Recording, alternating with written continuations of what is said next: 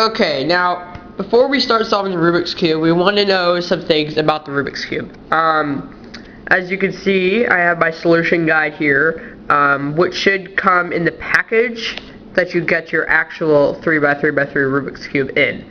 It should be in the bottom of the package, in a little compartment, and I'm going to be referring to it quite often as we go through the 7 steps of the most commonly used method of solving the Rubik's Cube, which is described in here. But anyway, so I'm going to be following along with this, and if you would like to, I highly suggest that you do that. If you don't have one, I think there's one on the website, or you can just follow along. Yeah, so let's get started.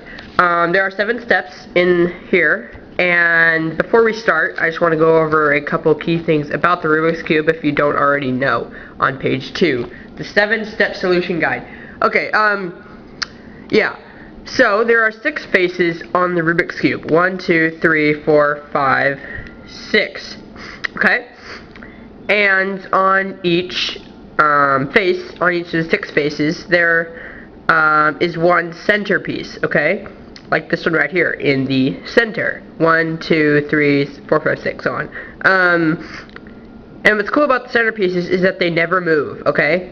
They never change their positions. So as you can see in this cube that is mixed up right here, here's the white centerpiece. That means that when I solve this cube, the white face is going to be right here. All the white pieces. All the green pieces are going to be here because of the green centerpiece. All the orange here, so on. Okay. So that's about the centerpieces. Now, on to the next type of piece, which is the edge piece, okay? Centerpiece has 1 color. The edge pieces have 2 colors, okay? There's 4 on each face, and it's shared by other faces as well. And then there's 4 corner pieces, okay? Like 4 quarters.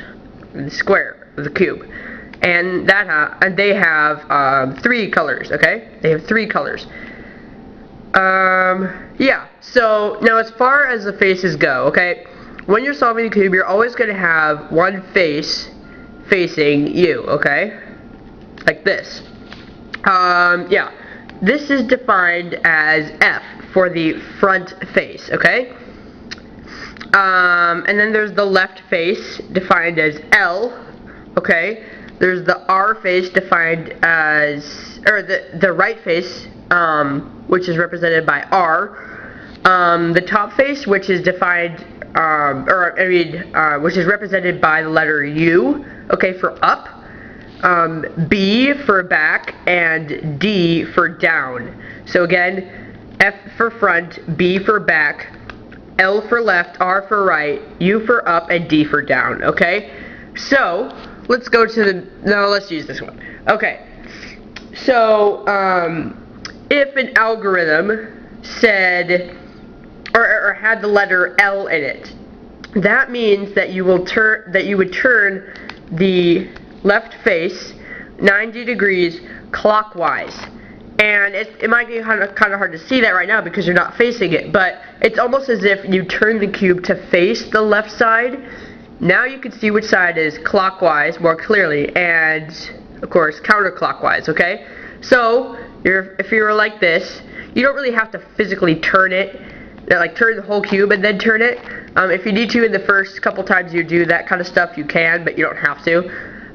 Anyways, so if it was L, if it had L in it, that means you would turn the L face right here 90 degrees clockwise, like so, okay, like that, 90 degrees clockwise, okay?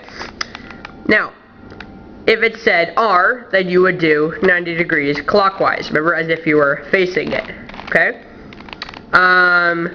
If it was F, this is pretty easy to see because you're facing it, right? You're facing the front face because it's in front of you. So that would be F, and then U, okay, and then the others accordingly. Now, if it was FI, okay, so F is 90 degrees clockwise. FI, or yeah, basically FI, if it has a little I in the front or a little apostrophe, either one of those, that means you turn that face, in this case the front face, right, FI, 90 degrees counterclockwise, okay? And the I stands for inverted, okay? I believe it stands for inverted. Anyways, or I think it is. So yeah, if it was FI, you turn 90 degrees counterclockwise. LI, 90 degrees counterclockwise. UI, 90 degrees counterclockwise. And so on. Okay? So that's that. Let's see if we need to go over anything else. I think that is pretty much it. Yeah, let's see if I need to go over anything else. I think that's pretty much it. But yeah, so just remember that there are 6 faces and the centerpieces never move. So that means white is always going to be on this side, red is always going to be on this side, and so on and so forth. One more thing. You don't really have to memorize it right now. You'll probably memorize it as you go along. But you want to know the opposites, or opposite colors. Yeah, so like, you'll want to know that white is always opposite yellow, blue is always opposite green, and orange is always opposite red, and vice versa, okay? But you'll probably get accustomed to that as you go along. Yeah, I think that's it, so let's move on to step 1. Whoa.